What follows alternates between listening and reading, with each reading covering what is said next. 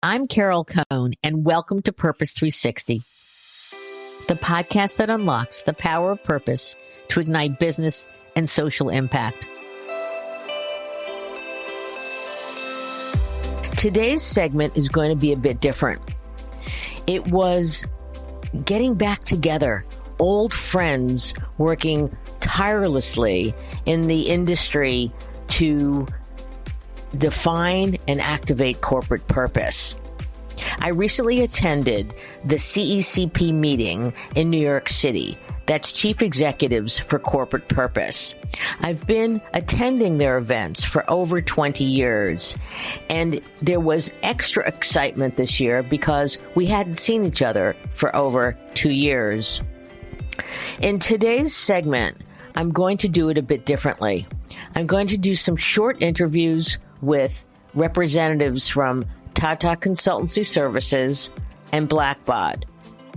I'm also going to have a few fun interviews with individuals asking the question, what did you learn during the pandemic? Or what did you do that was different? One of my colleagues, she ran for mayor for her town in Minnesota and she won. Now she's got 2 jobs. Another spent more time with his young children, a gift of beautiful time from the pandemic. The meeting also had a lot of information that you can pick up from shared documents from CCP. They have tremendous data from all of their members. And it's an organization that if you're not a member, consider joining CCP for your CEO. They have a wonderful meeting called the Board of Boards, which is an annual half-day session under Chatham House rules where CEOs, usually 50 to 60 of organizations from the U.S. and multinational groups, really talk about what's on their mind. CCP also, because it's got a vast membership, has amazing data. Their giving in numbers is always useful for individuals making the case to their senior leadership for increased investment in employee engagement, societal and environmental programs. So let's take a listen. It's a very, very interesting and different podcast. Enjoy.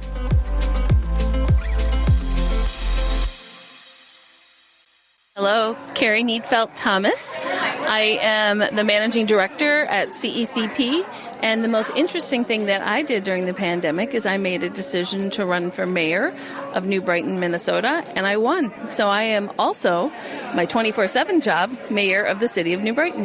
That's fantastic. So do you have an agenda? Of course, I do. What's most important on your agenda? A couple things. We have accomplished a lot over the last 16 months.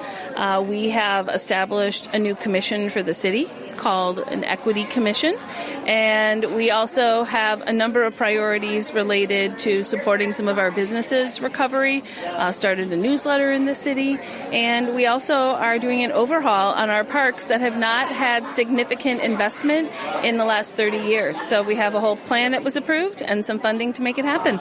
And what's the population of the city? 23,000 people. Well, they are very fortunate to have you. Thank you. I appreciate it. Congratulations on your 24/7 job. Thank you.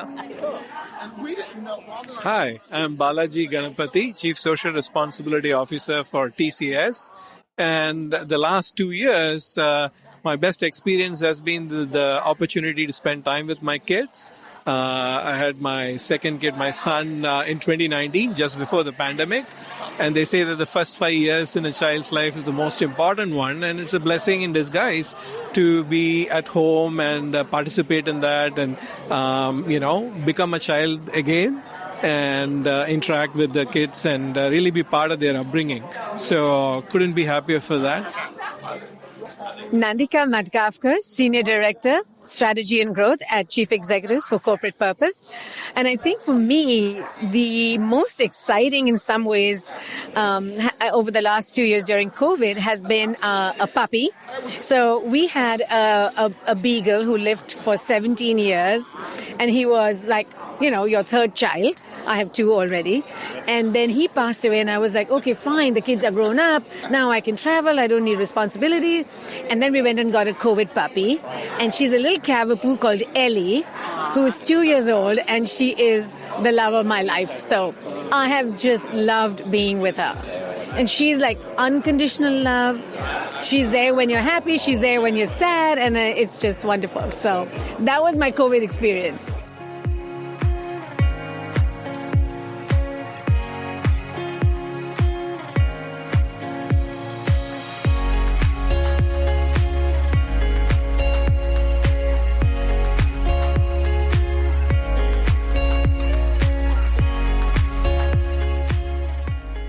I am here with Balaji Ganapathy.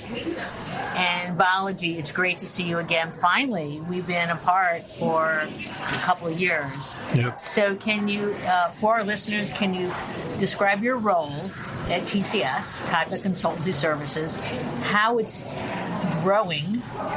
And so let's start there.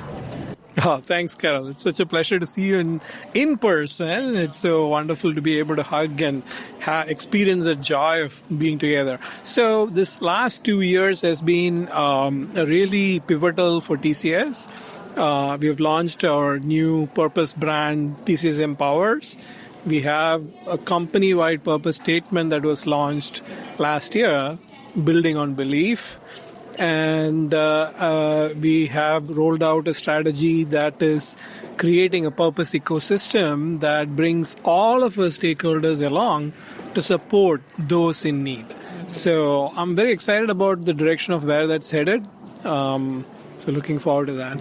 Great. And you said to me that you've added almost 200,000 people in the last couple of years. And so how do you bring them along to TCS's purpose?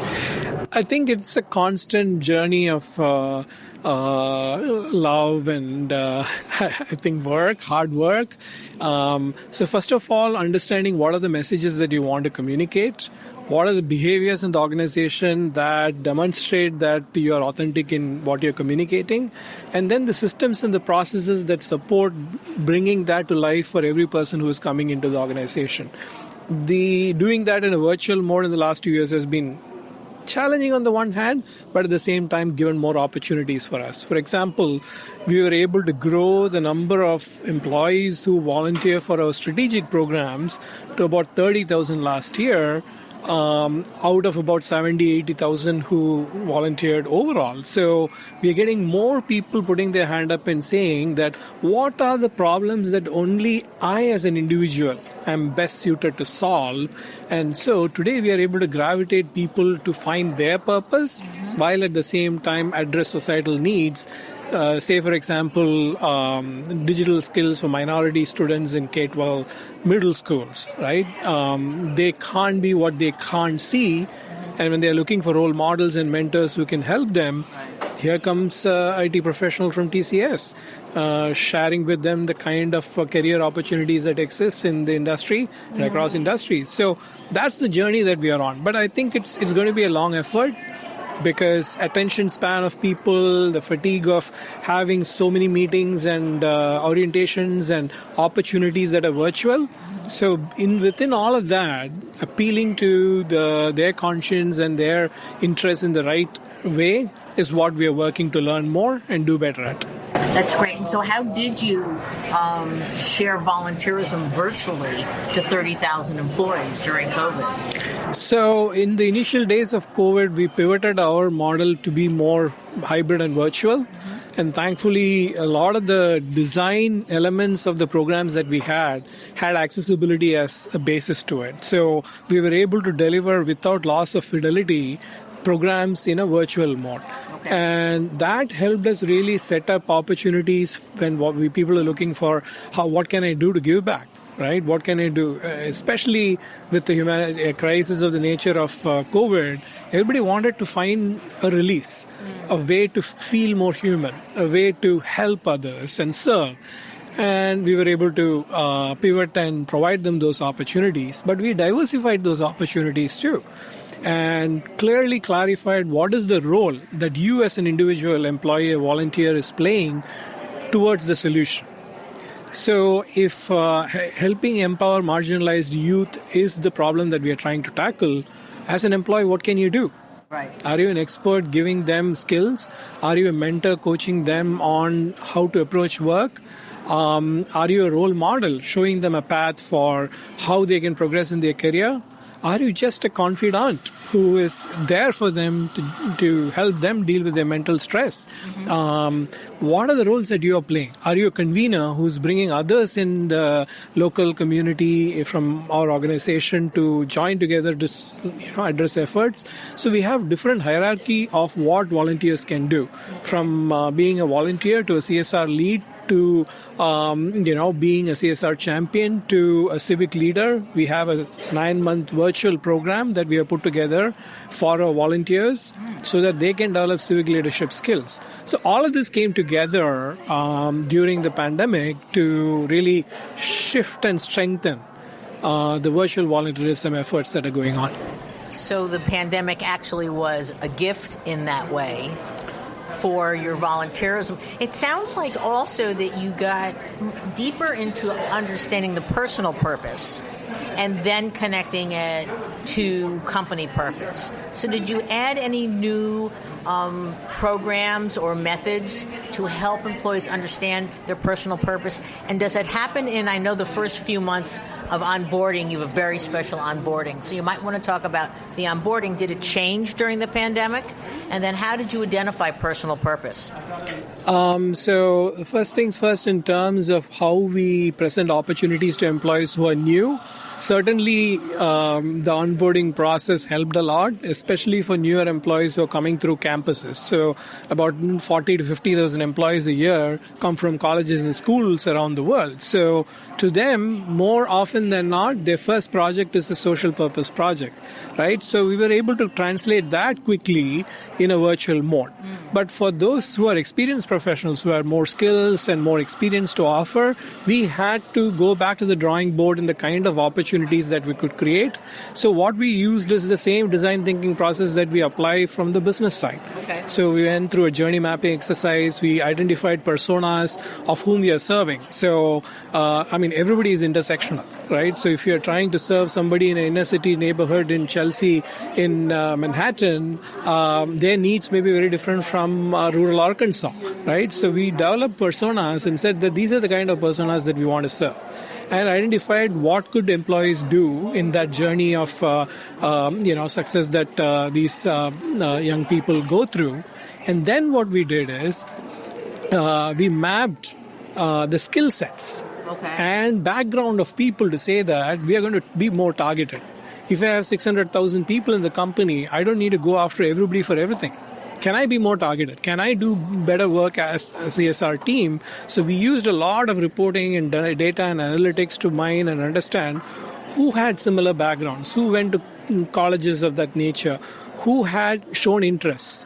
And that's where we are starting to do more of narrowly, more focused matching of people's personal purpose to the kind of service that they can do in the community. So what happens if you're not TCS and you don't have this massive amount of technology?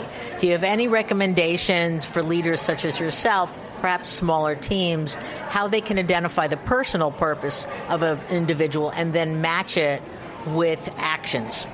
I think 2 steps. One is to understand that your strengths as an organization is often reflected in the strength of your employees. So having a strategic focus areas identified based on the strengths of your company is the starting point, because that will help you narrow down the areas of interest that you can offer to employees while at the same time being authentic to what they can do. The second is to listen and learn from employees and make sure that your process is, your tent is wide enough so that you can incorporate what they are sharing. And I think the combination of the two is a good starting point. And then, you go through this a few times, you'll get better at it. It doesn't matter whether you're a large organization, a small firm, or even 100 people in a company. That's a good place to start. Thank you. That's terrific. And so how do you feel about now getting back together with your colleagues after over 2 years being separate? It has been so rewarding. I think, I went on a 2-week trip to India to meet my team after 2 years. And, I was surviving on endorphins the whole trip. There was no jet lag, nothing, because the kind of, the feelings that you get in the human emotions to be in person and connect with people definitely is there. And, earlier in the year, one of the trends that I wrote about is the deluge or a tsunami of kindness that is going to be unfolded in society.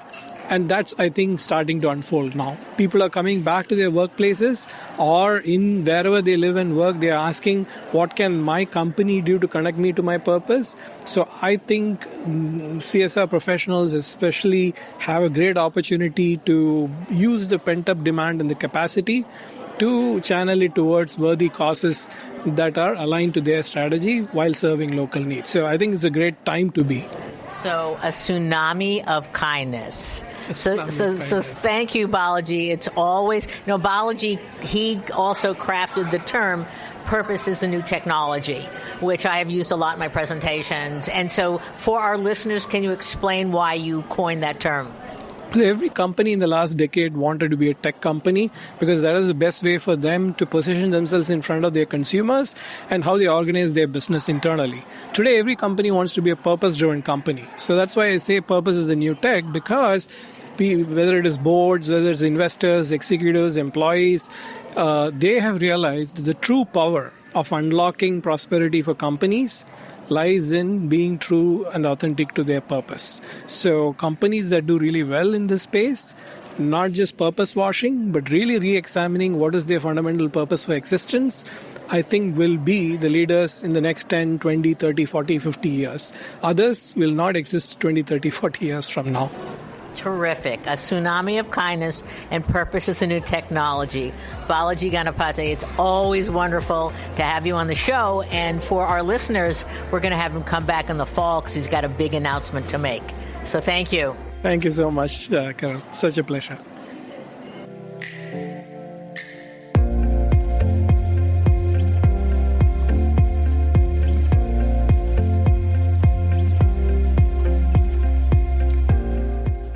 Purpose is the new technology. I just love that statement, Balaji. It is such a gift to all of us to truly encapsulate what is happening in terms of the embracing of purpose as business and social strategy for corporations, brands, and not-for-profits. So thanks so much. We're now going to turn to another technology company, and that is Blackbaud. And Blackbaud is a cloud computing provider that serves the social good community, from not-for-profits and foundations to educational institutions, healthcare organizations, and more. Their products focus on fundraising, website management, CRM, analytics, financial management. They just are a terrific, terrific partner to really accelerate the social good world. With us is Rachel Hutchison. She's the Vice President of Global Social Responsibility. So let's listen.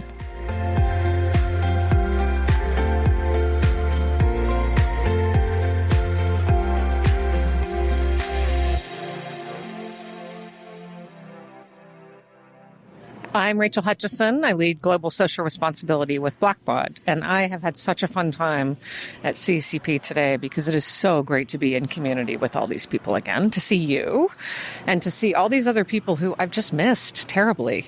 Even if I got to, see them online or, listen to a session online at a conference, it's just not the same. So I am delighted to be back at CECP in person. And was there something today that really touched you in terms of commentary and the speakers? Well, I loved Amber. Is Amber Hicks? She was from the ACLU. She was amazing. I mean, every single word that she said about mentorship not being enough, we really had to be all in for sponsorship. If you were at the table, it was a responsibility for you to actually really, really help other people. I believe that. I proactively adopt people, and they don't even know I'm doing it because I see them and I see this wonderful thing in them and want them to succeed and do great things. And I want them to help us be a better world and get there faster than I did. And it gives me a lot of joy to do that. So I loved her opening session. It was great. And are young people getting us there faster? I'd like to think so. I have 2 kids, one who's 22 and one who's 24, and one's all about sustainability, and the other one's resettling refugees. So, that generation, and Amber talked about that, that Gen Z, that generation really, really cares. And, the conversations I have at home about sustainability and fast fashion and how much water it takes to grow a single almond, and all the things that generation cares about. I can tell you that when I was 22, I was not having those kinds of conversations. So tell our listeners a little bit about Blackbaud, because they may not know. So Blackbaud is a technology company. We provide cloud software that we talk about what we do is powering an ecosystem of good. So the cloud software is for nonprofits and individuals and foundations and companies. A lot of it has to do with powering philanthropy and generosity, but it's also other things as well. So we help social good organizations meet their missions. And my job is to help ensure we show up as an active participant in that ecosystem of good, which is an incredible joy, but also a responsibility. We have all these people who come to us and work with us, and 91% of them say it's important to them that we operate in a socially responsible way, and that's such an incredible honor, but it's also a responsibility to actually say, okay, yeah, we believe that, and we're not just saying that we're doing it, we are actually doing it. And Shannon Schuyler talked today about being on this journey and how a journey kind of never ends, but there are stops on the journey where we have to stop at the station and say, this is where we got so far, and this is what we know so far, and that we're going to tell you and be transparent about where we are and what we haven't done yet and what we're doing next. And that's what we've been focusing on, and just released our latest social responsibility report last week that helps be transparent and show that. And what are the key themes of this report? So the big thing for us this year is we're a mid-sized company. We're a public company, but we're mid-sized. So we don't have anywhere near the same kind of resources that a big company has. But last year when we did our report, we didn't really have an environmental strategy yet. And we were very open about that. Mm-hmm. So we worked with the Sustainability Roundtable to develop that strategy, to do a materiality assessment, to work toward carbon neutrality, which we achieved for 2021. And they helped us, do RECs and offsets, and really understand and do appropriately what we needed to do, but do it for our size and capability. And it's a lot of it is where you focus, mm-hmm. Right. and how you show progress in those focus areas. So our commitments are around our people, the climate, data protection and privacy, and governance, the things that are really important to tech companies. First and foremost with us, it really does start with our people. So lots of focus there. How many people do you have? We have about 3,600. Okay. Yeah, which is so nicely mid-sized, but being a public company and being 100% focused on social good, we don't want to be as good as our peers or better than our peers. We look at all of the big greats out there and the wonderful things they're doing in the world, and we want to stack up with them. We feel like we have to. If we don't do it, then who does? Yeah. Do you have some companies during COVID that you really admired? Oh, geez. There are so many, and lots of nonprofits that I admired. I have to say that if there's one... There are 2 groups of organizations that I really admired during COVID, and one were the food banks. The massive networks of food banks, and we saw them jumping from, 13, 100% increases in what they were bringing in, but nowhere near the demand they were dealing with. I also, because, we didn't just have COVID, we had, racial inequity, and then, oh, by the way, we had Afghanistan, and now we have Ukraine. And so I have a lot of respect for people who are resettling refugees, who are working, and all of this work that is very hard and isn't just going to go away because the pandemic has ended. Right. So how do you feel about and you're talking about the shift from shareholder capitalism to stakeholder capitalism. So is that, one, you must be busier in terms of your clients that you're serving. And do you have any stories about a situation that really showed a company really acting in terms of its stakeholders? Oh, geez. There are so many examples that aren't even that revolutionary anymore. I mean, there are lots of consumer brands. There are certain consumer brands I love and support because of what they stand for and their products and how they really believe their products. But what I've loved the most is instead of the big, huge company that had this big, huge moment, was that all organizations, kind of all these ones that you've never even heard of, have to be thinking about what their people think and what their people are saying and what their people are feeling. And as we talked about in the panel today about employee engagement, really not doing what I call giving employees voice and choice, asking them, listening to them, and acting, but actively doing that in a way where every couple of months you might have to be changing your policies and your approaches. And the fact that we're getting down to that level of where 72% of all Americans who work in business work for small to mid-sized businesses. If we're getting to the level where people are working, not just the big brands.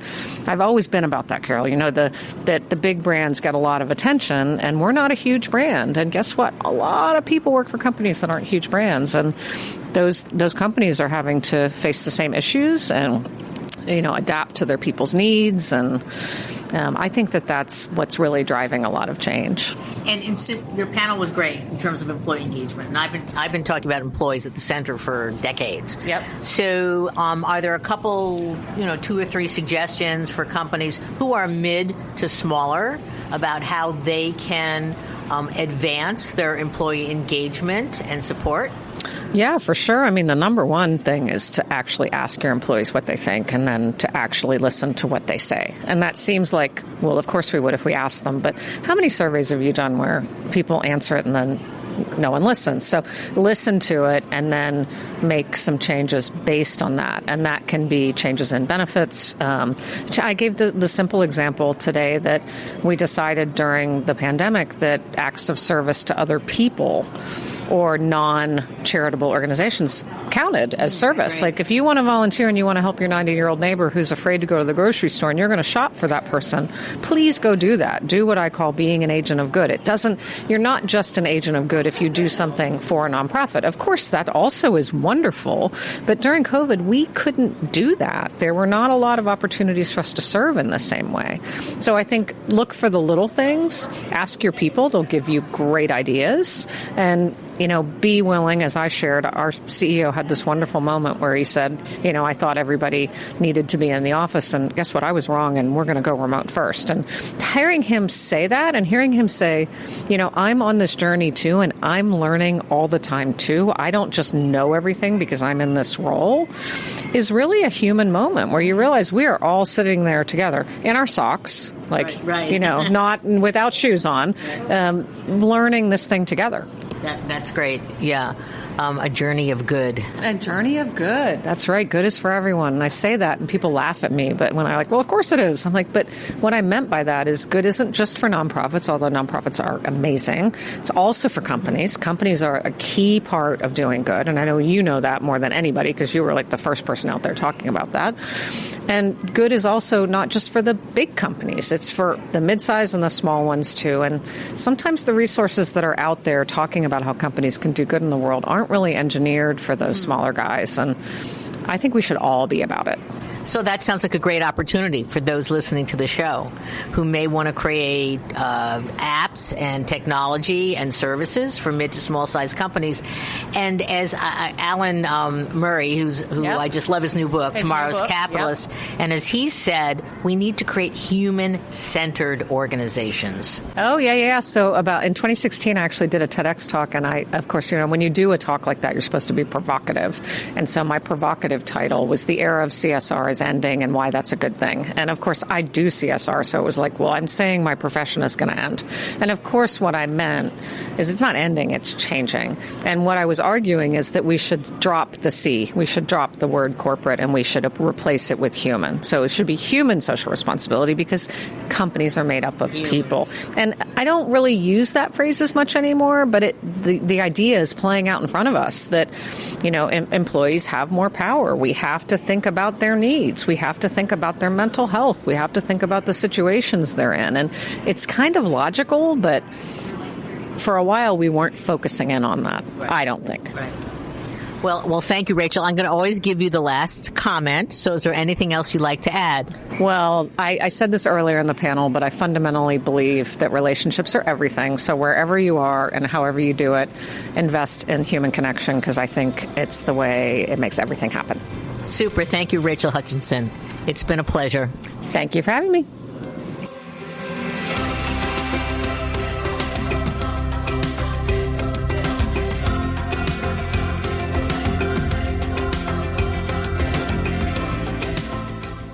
I want to thank our listeners so much for listening to this little social experiment, per se. I wanted to share the excitement of everybody getting back together. I'm a big fan of CECP, Chief Executives for Corporate Purpose.